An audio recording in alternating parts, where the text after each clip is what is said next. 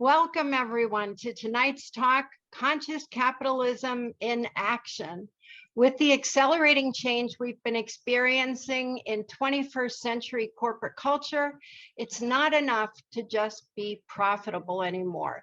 Companies are increasingly pushed to consider seriously not just the benefit of their shareholders, but also that of the planet, the communities in which they operate, and their own employees, focusing on all their diverse stakeholders.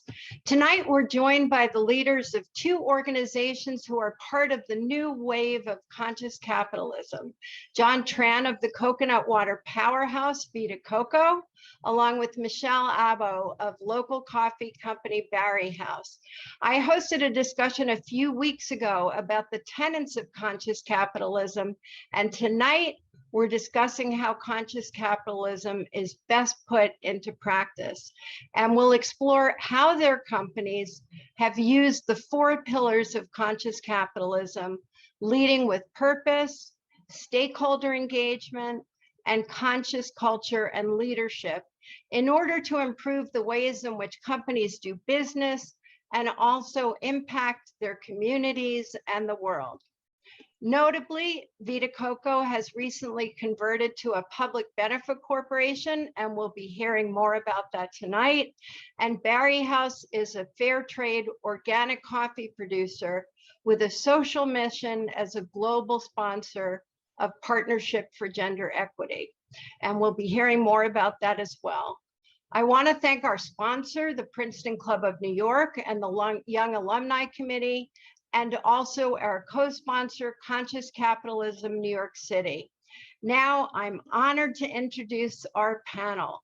John Tran is the Program Director of Sustainability and Social Impact at Vita Coco. He spent his career throughout the value chain of consumer packaged goods organizations, from supply chains to operations to communications and marketing. Previous to working at All Market brand, Vita Coco, John was the Director of Sustainability and Co-Diversity Officer at Pernod Ricard, USA, supporting brands such as Jameson, Absolut, and Malibu Rum. And prior to Pernod, John ran the North American Sustainable Living Plan at Unilever, as well as the Sustainable Procurement Program at Campbell Soup Company. So an incredibly diverse array of experiences in the sustainability space for a diverse set of different companies. And now we're going to meet Michelle Abo, who also has a diverse set of experiences. A native of New York City, she's currently Chief Sales Officer of Barrie Coffee.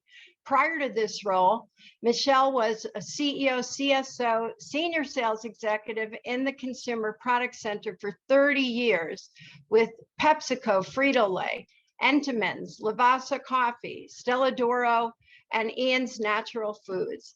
And in these roles, Michelle has focused on brand building, developing strategic commercial and marketing plans, operations management, supply chain, customer service, and demand planning excellence. She holds a degree in chemical engineering from Princeton, and she began her career in plant and operations management at Chevron USA, then moved into an account executive role in the plastics and packaging industry.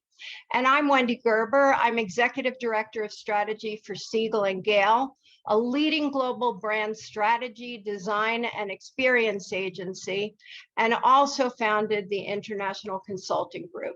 I'm particularly excited about tonight's talk because I've helped many companies lead with purpose, driving brand strategy and ESG integration for global corporations, including Ralph Lauren, Citigroup, Kenneth Cole, and the Rockefeller Foundation. I'm a member of the Board of Directors of Conscious Capitalism NYC, as well as the Sustainability and Innovation Committee of the French American Chamber of Commerce. Like Michelle, I graduated from Princeton and also from NYU Law School and attended the Wharton School. So tonight we're going to chat for about 45 minutes, and then we'll take questions from the audience for 15 minutes. Please remember to click on the Q&A tab and type your questions into the box, and we'll get to as many as we can. So first, let's set the stage for our discussion tonight. John Mackey's book, Conscious Capitalism, proposes that if a company makes a conscious decision to work toward all stakeholder interests and establishes a higher purpose or social mission, as well as a conscious culture and leadership, then it will do good and be a good company. This is the concept of doing well by doing good.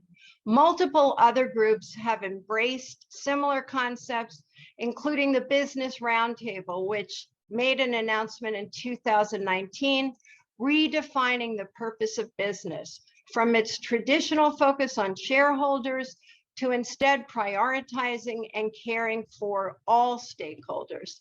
So let's start with the concept of leading with purpose, the first tenet of conscious capitalism. John and Michelle, why is this important in today's world? Let's start with John. Sure. Yeah, that's great. And thank you for the introduction, Wendy. I think right now it's so important for conscious capitalism because we're just seeing such huge shifts in behavior changes with our consumer base, particularly for consumer packaged goods companies. So, more and more consumers are becoming much more savvy. And as we start to approach, issues like the climate emergency and really looking at what defines purpose within a business, more and more, we really need to define that value as an organization and really try to understand where we fit into the role of society in that social contract. Thank you. Michelle, how about you? What are your thoughts? Yeah, so greetings, everyone. And again, Wendy, thank you as well for the introduction. This is just critical at a time, particularly in our country where there's so many challenges in the workforce. We just did an employee engagement survey, and the number one thing that came up was how proud our employees are to work for Barrie House because of the values that we exhibit. So we have our internal stakeholders, our employees, who rally behind our mission and really believe that we're making a difference and are so proud of that. And then we have our external customers that purchase our coffee that really like what we represent in a very competitive category. I mean, coffee is a competitive category as much as soft drink is today. And they see what we represent as a locally roasted company with our partnership with Fair Trade for environmental stewardship, our partnership with gender equity for better working conditions, particularly for female-owned farms, as really a point of differentiation that will attract consumers. So it's critical internally and externally, and makes such a difference. It makes such a difference with our customers and our employees. Terrific, thank you. So now let's focus more directly on ESG, a topic I'm particularly passionate about. ESG includes environmental, social, and governance issues, and ideally, they're integrated into the DNA of a company. What trends are you both seeing with consumers, and how are companies reacting to them within the ESG space? Sure. Yeah, go ahead, John. Yeah, I can take that first. I think we're seeing a few different trends at kind of the macro level right now. So I think the first one is this kind of behavior change shift. So, if you asked me a few years ago, how are consumers really responding to this? There seemed to be a shift of 77% of consumers are willing to buy sustainable products.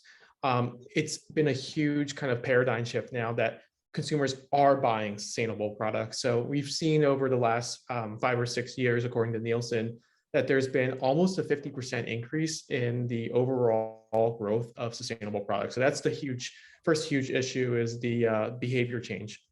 I think the other thing too, that at the macro level that's really emerging, is hyper transparency.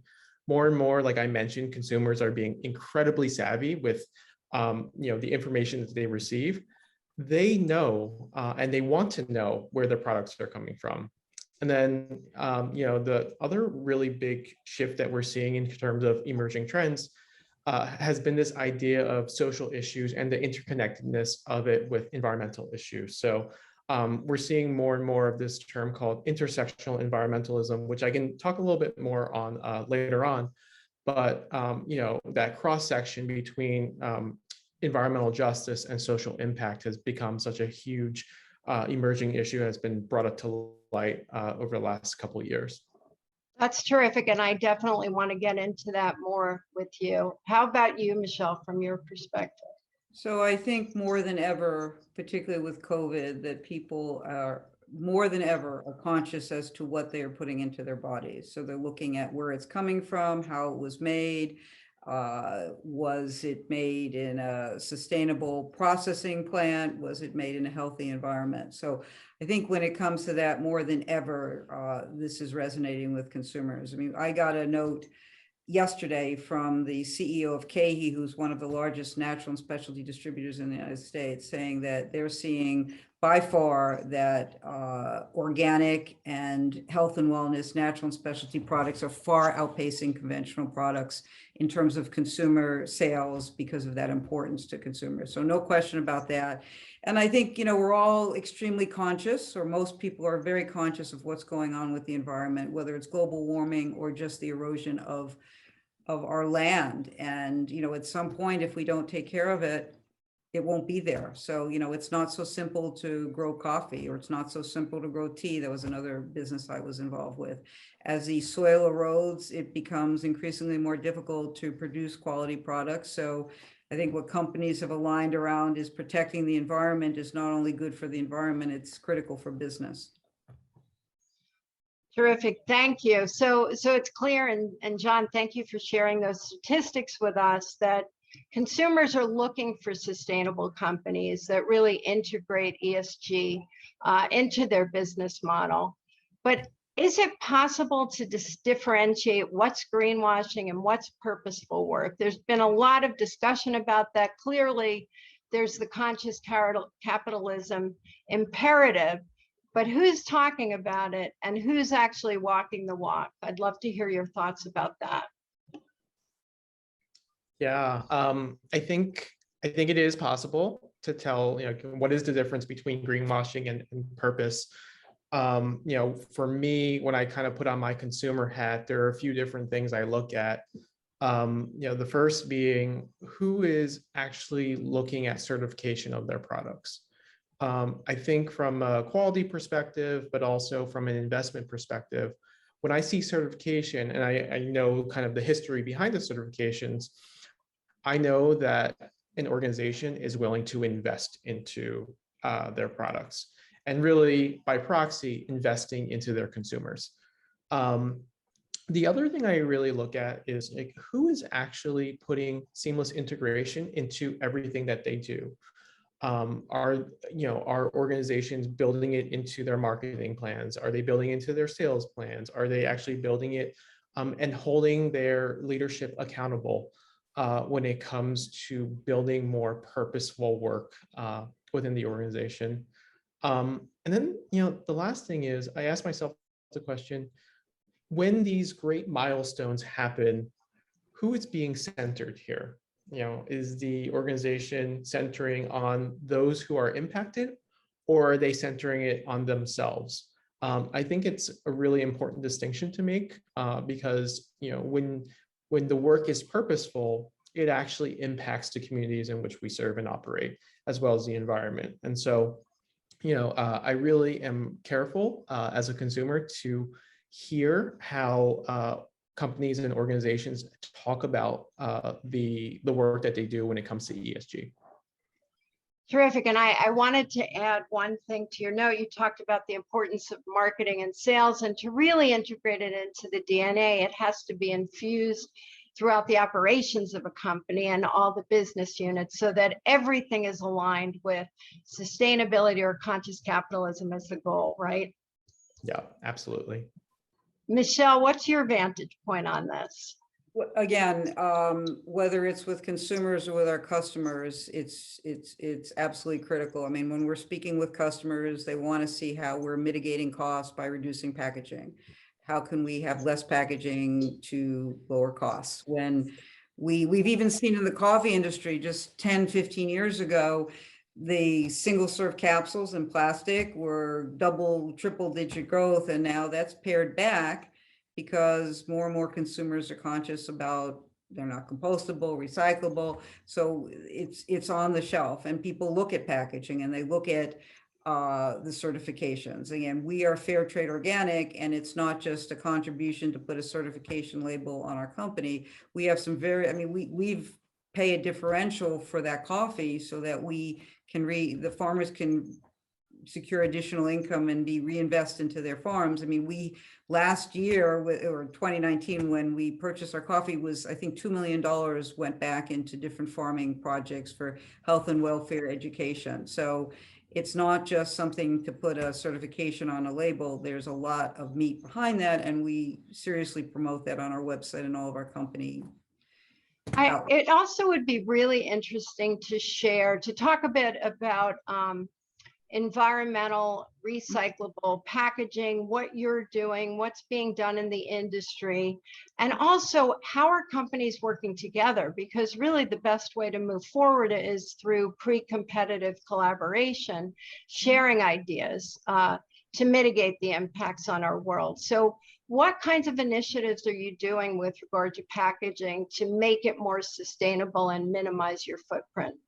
So, you know, again, for us, because so much of our business is single serve capsules, the first thing is we have two different capsule lines. One is for Nespresso machines, and we converted from plastic to aluminum capsules because those are infinitely more recyclable. So that's the first thing. The second thing that we're actively doing, and it's a lot of work and it's tough, and a lot of companies have been looking at that, and we've had conferences and spoken to them, is coming up with a compostable capsule, like instead of the plastic capsule, a compostable one.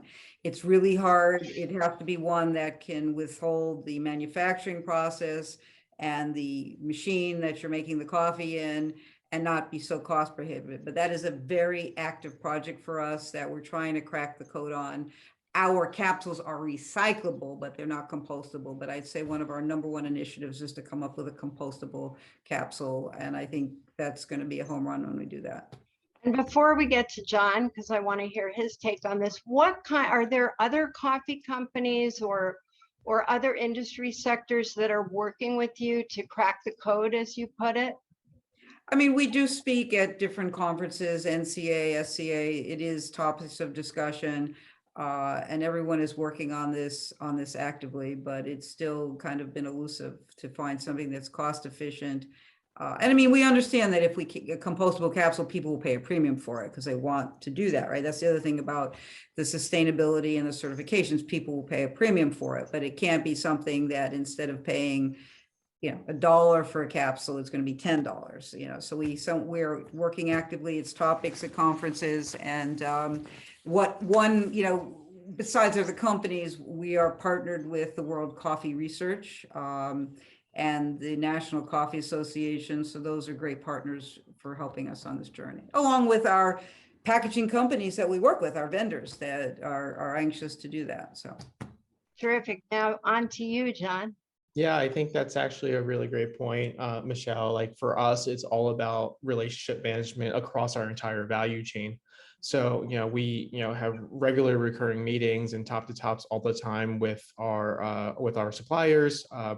You know, we're kind of in the same boat where, you know, a lot of our packaging is single use. So we want to really look at what do we mean by recycling? Because there's like, it's a really, it can be a really convoluted space for a lot of consumers. And so one of the things we continue to look at is really define what we mean by recycling. So looking at the recyclability, the physical recyclability of our products, as well as kind of that infrastructure, which is such a huge component of recycling, particularly when it comes to the United States. But then also looking at kind of the disparities of what causes the lack of recycling and recyclable materials within the space. And so that really, that comes from building relationships with our supplier base, but then also getting the input from community leaders, nonprofit partners, and anyone who kind of touches our products across the value chain. So really looking at the impact of those things. So, you know, we also partner with different organizations, other CPG companies that we talk to from a best practice sharing standpoint, to make sure that that we're, you know, using best in class examples of what responsible packaging means to us. And the last thing I'll say on it is I think it's really important that we really prioritize innovation. As an organization, one business can't succeed if everyone else fails.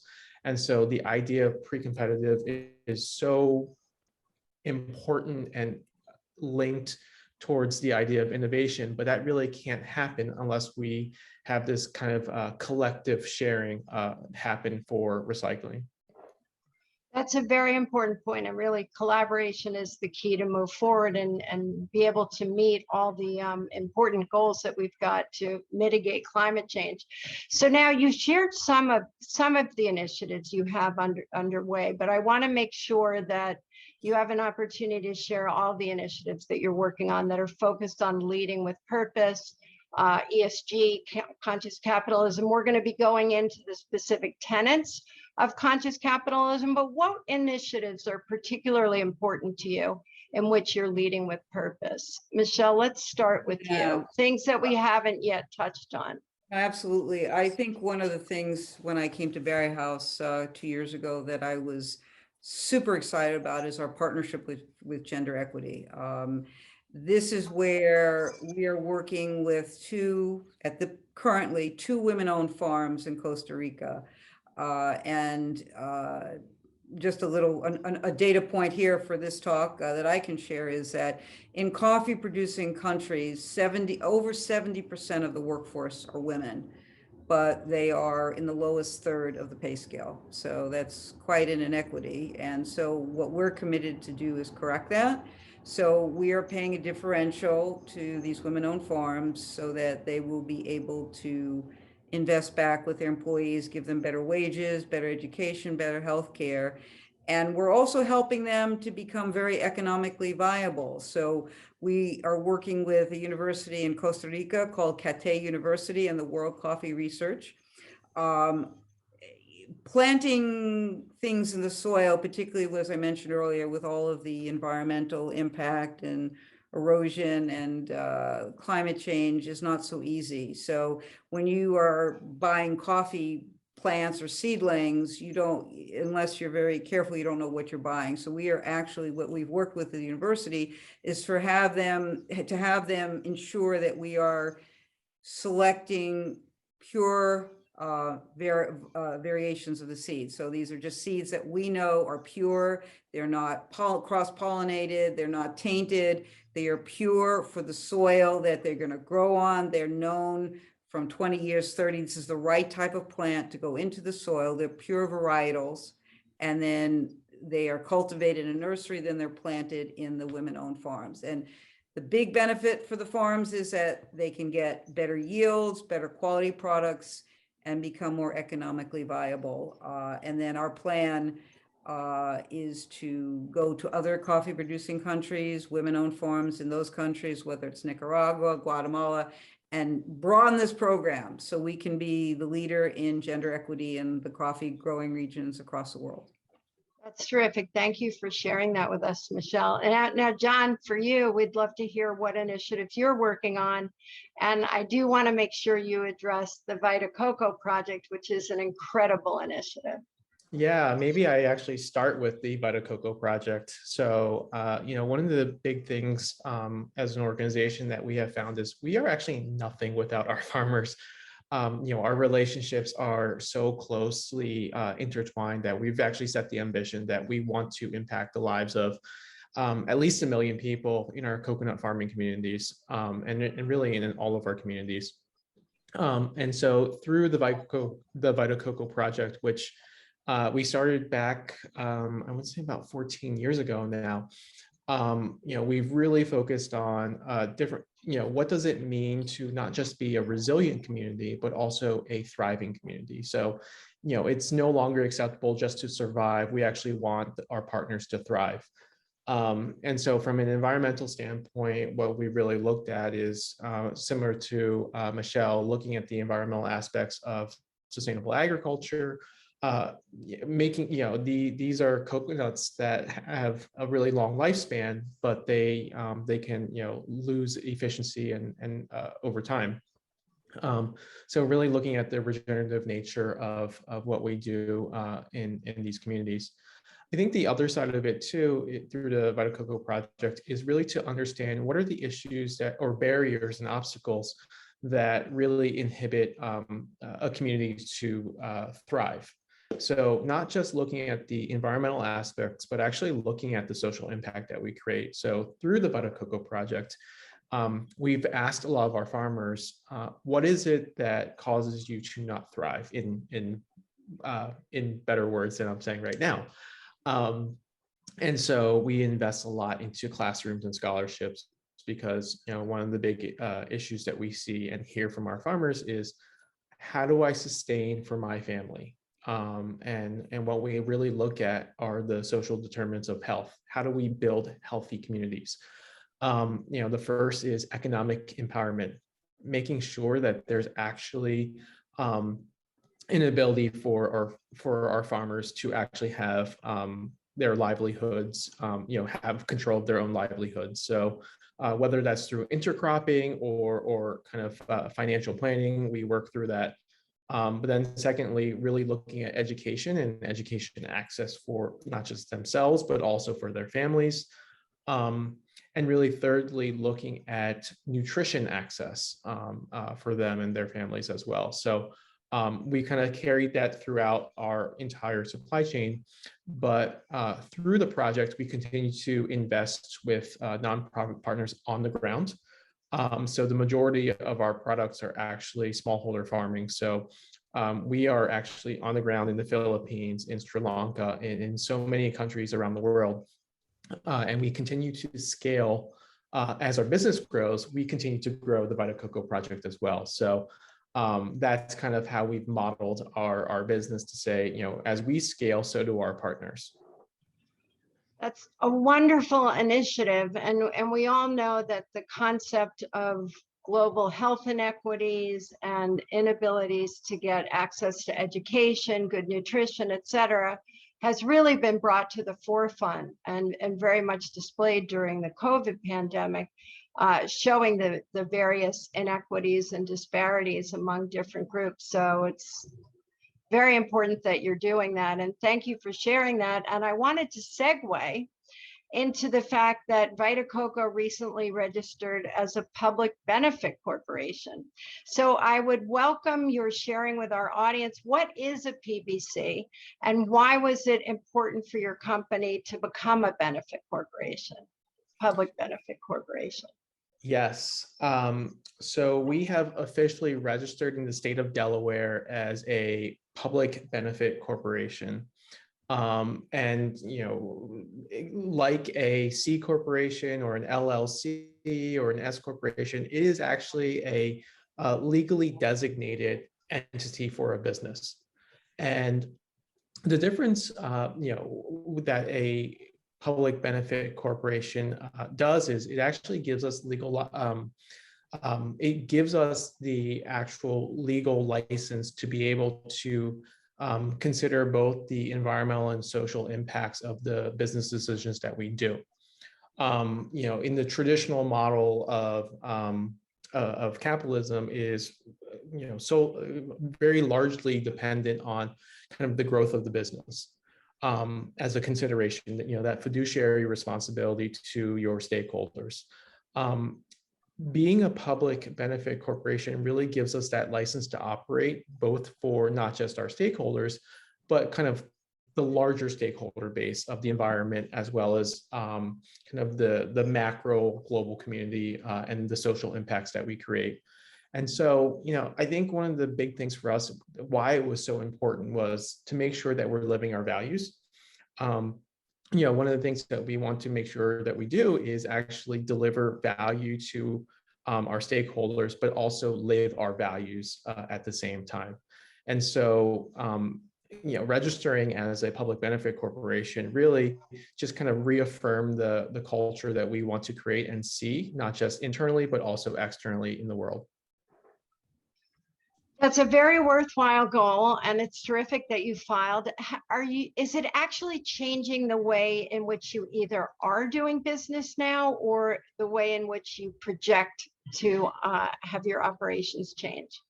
Yes. So, historically, it has, we've seen our business really reflect that. So I think in certain areas our culture hasn't changed. We've seen, we are a culture that believes that the decisions that we make have an impact in the environment as well as society. So that hasn't changed. But what it has done has really kind of reaffirmed what we do and just given us more process rigor when it comes to making those decisions. So for example, really, I go back to recycling and packaging. One of the things that we continue to see is we've always, from a quality standpoint, looked at our packaging to say, how can we deliver the best quality products when it comes to our packaging? But being a PBC now just kind of gives us a different frame of reference to say, not just that, but also, can we look at our packaging in a brand new way that actually impacts the environment, which we would have done, but now it's just reframed the narrative a little bit. Okay, thank you for that clarification. So that was actually a perfect segue to our next pillar of conscious capitalism. So we led with purpose. Now we're moving into stakeholder engagement, which you started to address, John. How have Barrie House and Vita Coco benefited from your commitment to conscious capitalism in terms of engagement with external and internal stakeholders? And how have you worked to engage them? So as I mentioned before, from an internal stakeholder standpoint, the employees for the company have rallied around our missions around sustainability, gender equity, and leading with purpose. And every day that makes a difference to them. And as I mentioned, we had an employee engagement survey, and that clearly came out as how proud they are to work for a company that exhibits those values. For external stakeholders, again, I think that gives us such a great competitive point of difference when we talk to customers. I mean, we are a new brand. We're relaunching a brand. I mean, we're 87 years young, but in terms of our fair trade organic coffee, and this is a major brand relaunch for a company that's been around a long time. So relaunching a brand that has a great pedigree, but with a purpose now. We have a lot of customers who remember us, but now they see what we're about. And so again, in a category that's super competitive, where many people would think one was crazy to come up with a new coffee brand, particularly during a pandemic, we have found tremendous success. In 1 year, year and a half time, we've gotten new distribution for 11 items in over 1,000 locations.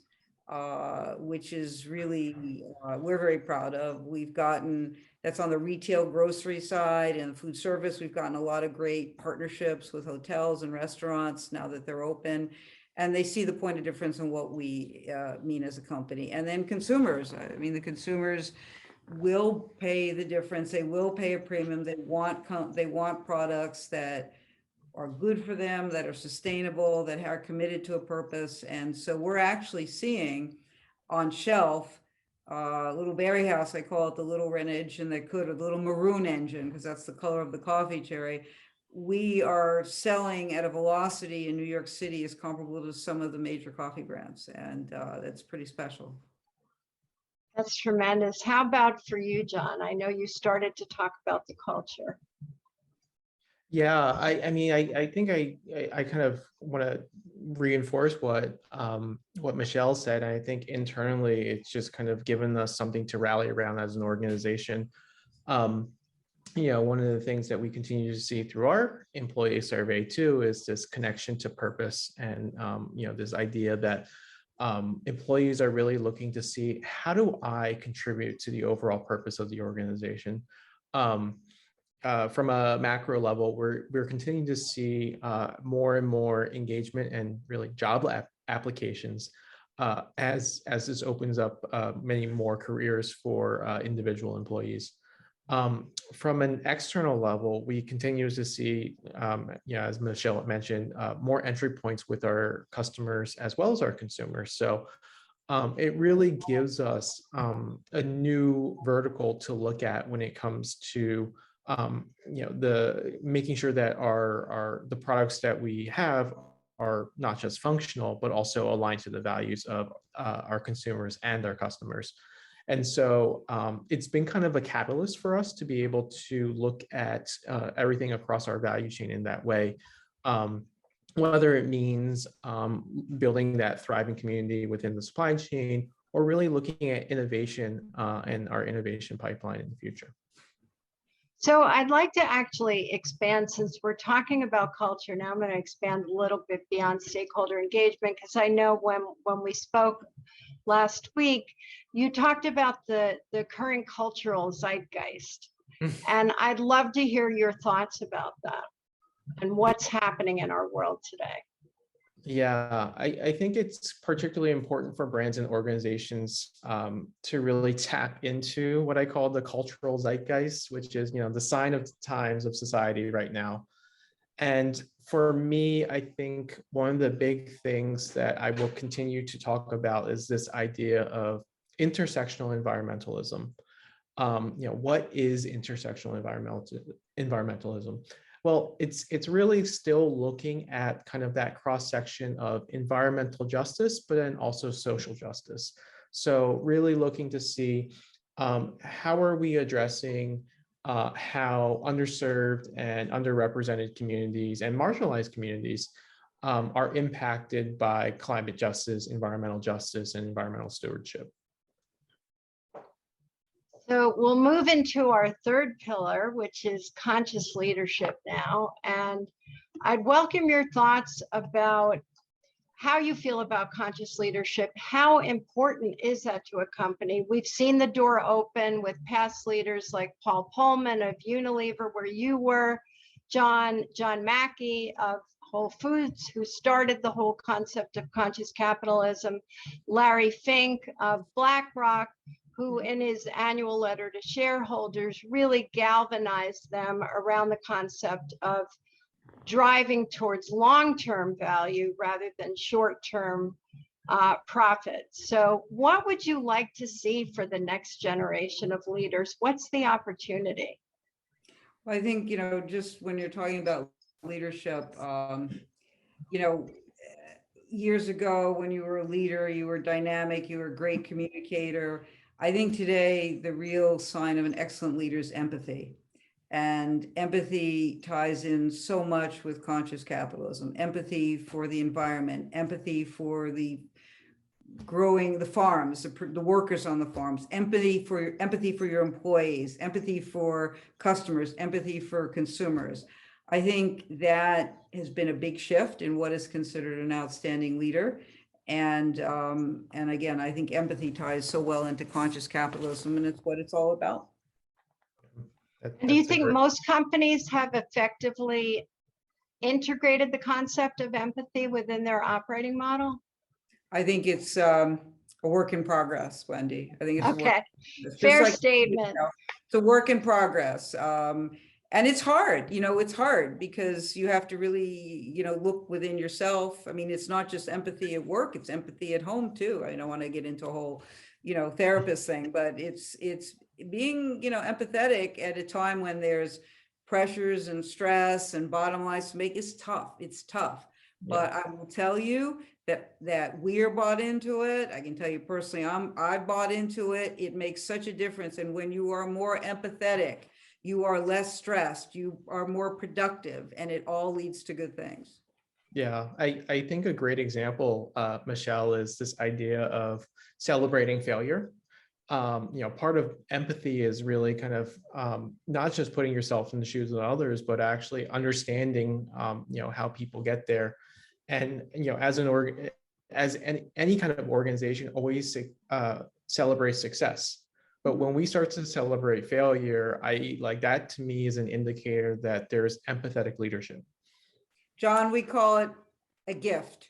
So looking at every situation, it's easy to say a success is a gift, but a non-successful situation is also a gift. How have you used that to learn from it and make it a gift for the future? And that I think is also a work in progress, but people need to think about that.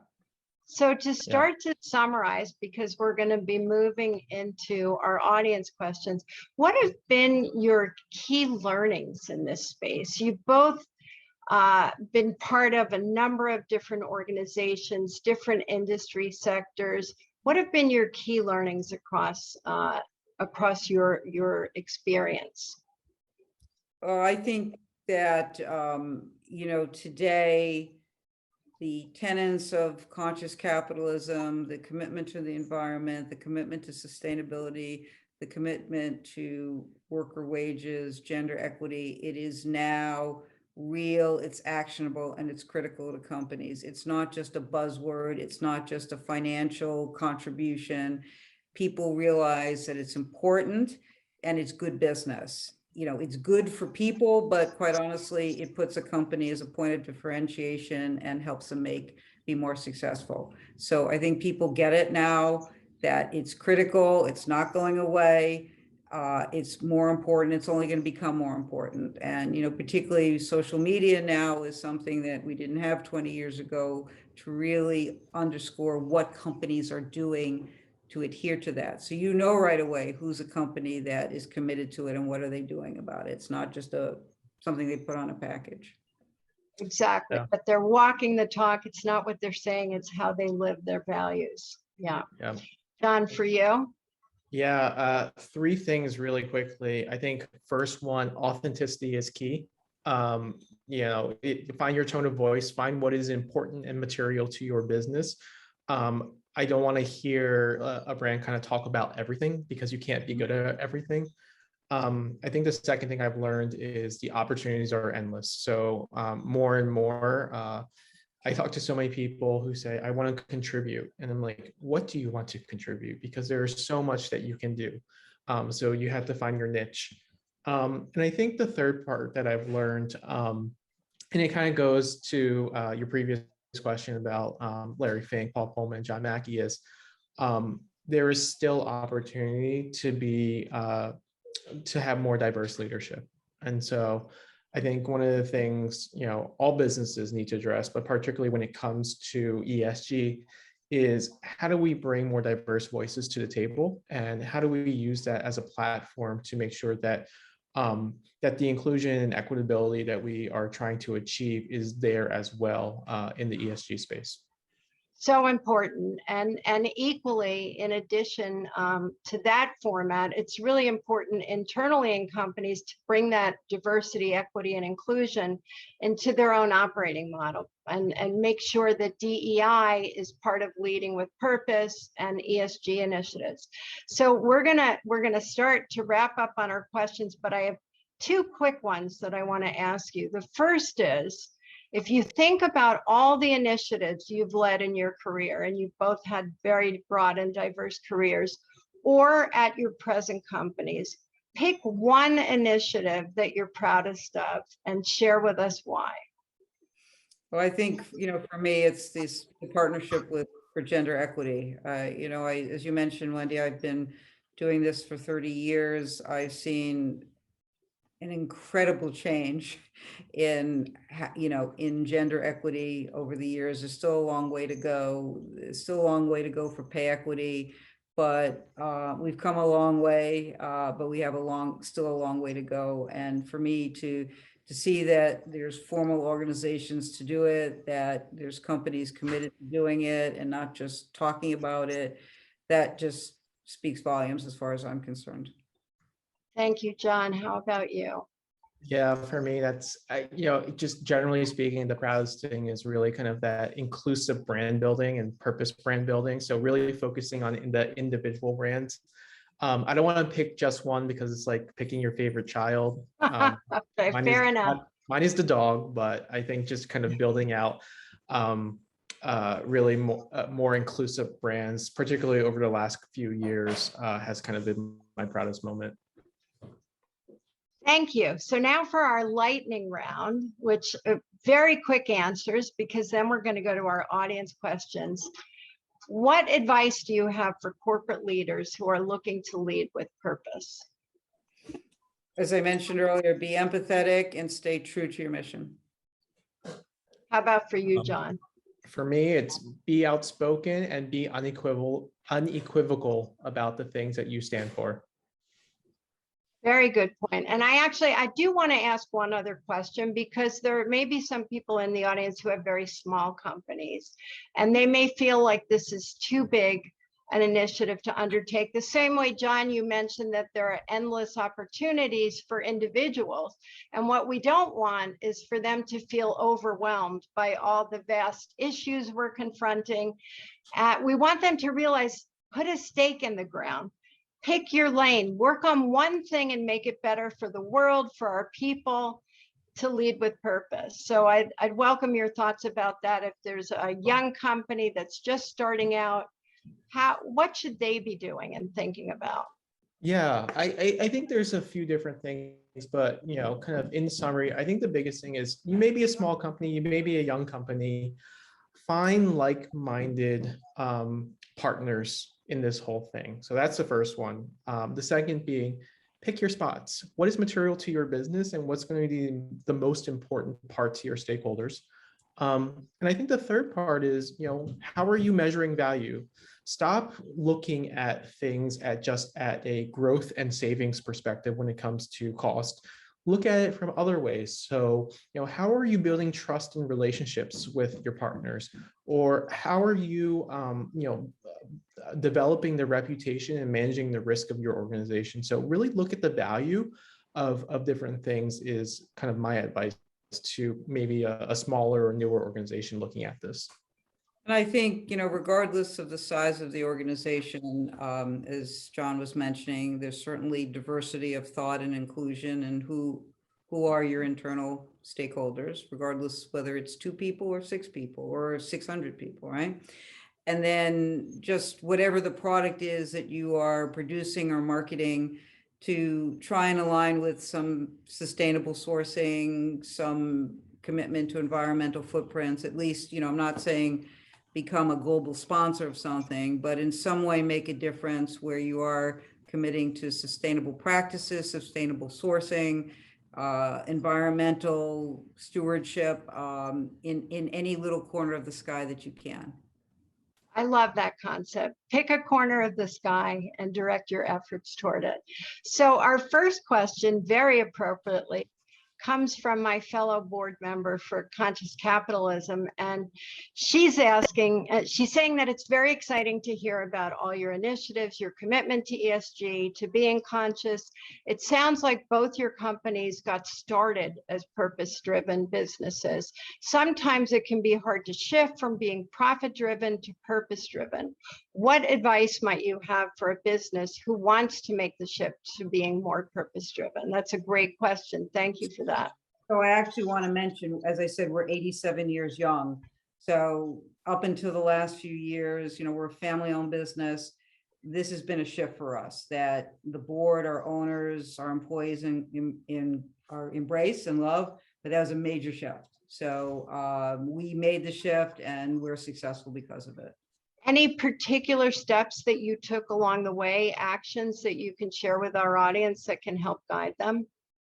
I think the big thing, at least for me, was I put together a commercial strat plan and showed the board and our owners exactly how and why we would be successful, how the differentiation for the company would allow us to gain new distribution, to gain partnerships with customers, even with vendors, that would make us successful in that very competitive category that I mentioned. And the board was very supportive about it. They got it because, we're a great coffee company. I mean, I say that unequivocally, not just because I work there, but what makes a company great today is not just having a great product. A lot of it is the values the company represents and how you go to market behind those values. That's the point of differentiation. So many great companies don't succeed, great products, but this has been successful for us. So there's a big shift. Yeah, thank you. It sounds like it. John, for you, what are your thoughts about it? Yeah, I mean, I've worked in really young organizations where we are new and it's built in, but I've also worked at organizations like Campbell Soup Company, which is over 100 years old. Yeah, the biggest learning that I had is you need leadership buy-in. You must have leadership buy-in. And to be able to get that, if you may have to kind of get that alignment, you really need to make it quantifiable and to a certain extent code switch. So, what do particularly business leaders like to hear? They like to see results. How are you making things quantifiable? And really, I should conflate results with value. So I talked about, values and value. Really understanding, what brings value to an organization. Most people just measure it based on how are we growing as a business? How much money are we saving? But there is value in building your reputation. As long as you can actually quantify that reputation, it becomes much more enticing for business leaders. How are you measuring your business relationships with your stakeholders and your partners? That also becomes really alluring to business leaders if you can actually quantify that value. And that's a challenge, though, quantifying it. How have you found the way to do that? Yeah. So kind of in different ways. So when it comes to building trust with business partners, that can be seen through satisfaction surveys. That can be seen through really looking at actually kind of the increase in business. So I know I talked about growth as one metric, but actually the kind of volume of orders or volume of anything as a proxy to that. When it comes to other ways of measuring reputation, we look at kind of industry data, we look at Nielsen data, we look at social media, to kind of see, how are we actually resonating and engaging with our consumer base. So, there's certainly a strong correlation between the share of conversation in media with the share of market share within business. And so continue to find those proxies that actually show kind of an indirect route to growth and costs will also be really important. Very interesting. And I think I shared with you when we initially spoke, there's also a model that I consider a best practice, which Kering as a group, which has a lot of luxury brands like Gucci, et cetera, they actually have an environmental profit and loss statement. And they share it on their website so other companies can learn from it and possibly adopt it. And I consider that a best practice. And the ideas that you're sharing are certainly very good to establish proxies to show impact and get leadership on board. And it's not just the corporate leaders, it's getting the board to weigh in on this and make sure as well that they're leading the way. So now we talked before about consumers and their reaction to these trends and the fact that they are willing to pay a premium for sustainable products. So we have a question very much related to this. What do you feel is the premium consumers are willing to pay for products that are more ESG aligned? Is it 10%, 20%, double the cost? What are your thoughts on that? And have you done studies on it? I don't know that there's a one size percentage that one can apply to that answer. I can say for us personally that we market ourselves as a fair trade organic coffee sustainable company, but at a good value. So we're maybe $1 to $2 more than a premium coffee like a Starbucks or Peet's because of our sustainability and fair trade organic missions, but we're not, let's say our price is $10.99, theirs is $9.99. There's coffees that are out there that are $16.99 that are not even as mission driven as we are. So, I think some, it's hard to say when you're talking about luxury brands, how do you put a number on that? So I just think that it depends on the product. It depends on the category, but I think what's clear is that people will pay a premium that is significant because of the sustainability and the mission-driven values of the company. And the other thing too is, I think, John can maybe speak to this as much as I can in categories that are very competitive and very promotionally driven. So, today no one buys soda or water or chips at a regular price, or even coffee. The coffee category now is almost 80% on promotion. So how do you sustain that if you're not a big company to be able to sell? Well, you've got to have a point of differentiation. So being mission-based allows you to do that and give you a net realized sellout price that's more, because you don't have to keep discounting it, if that makes sense. Yes, and actually, John, I'd like to take this question and twist it a little bit to say that it's interesting that while consumers are willing to pay more for products that are sustainable, in a way, there's a real dichotomy here, because when you were talking about the intersectionality and environmental and social justice, that means that the very individuals that we're trying to eliminate this disparity and create equity are likely the ones who are not able to pay that additional amount to buy sustainable products. So there's an equity issue in and of itself, even with sustainability, in terms of the incremental cost increase. So I'd love to know your thoughts about the question generally, and then particularly about this issue. Yeah. So kind of generally speaking, it's always it depends kind of factor, but not all categories are equal. So some categories, for particularly the food and bev, you may have consumers that are more price sensitive. And so you can definitely do some modeling and really change different factors and inputs when it comes to understanding what is like that kind of sweet spot for your brand in terms of the premiumization. So, and you can kind of, do just regular testing, like look at region, look at distribution channel, look at even kind of the subset of your categories to see how sensitive your consumer is, as well as like, is it your core consumer or is it kind of the new acquisition of consumers that you're looking at? So it all really depends on that. And there's so many different factors. So what I recommend is just experiment and really look at that.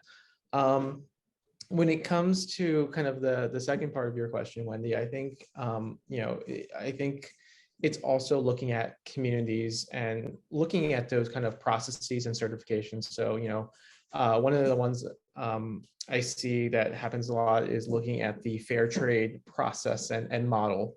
So making sure that the communities that actually grow and cultivate a lot of these ingredients that go into our products are thriving. So, that's part of the Vita Coco mission, is to make sure that, 1 million people in our farming communities have the economic empowerment to make these decisions on their own, as opposed to kind of being boxed out of literally the product that they are making. And so it's a really big and important part of our purpose work, is to make sure that everyone is thriving.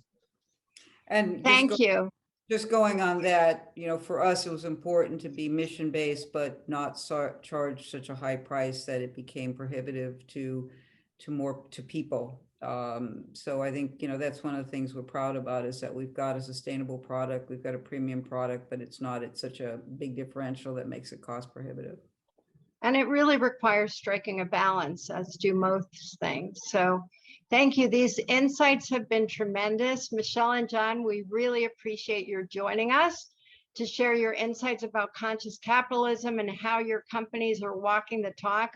What you've shared is beneficial not only to business leaders who might be listening tonight, but also to individuals who are consumers in the world, trying to think about the products that they're buying, trying to think about their own lives and how they can be more sustainable in their daily lives, and also looking at the brands that they're buying and how they can make that an important component of their decision making.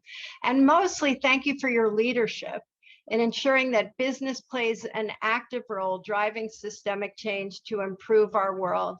And I'm sure you'll both continue to be on the front lines leading the way. I want to also thank the Princeton Club of New York and Conscious Capitalism New York City for co-sponsoring this program. And a big thank you to all of you who joined us this evening. The Princeton Club is recording this talk and we'll send everyone the link. And we'll also share the link to our prior talk on Conscious Capitalism Essentials in case you missed it. So thank you again, John and Michelle, for your insights and your visionary leadership. And thank you to everyone in our audience for joining us for this important talk tonight. Thanks to everyone.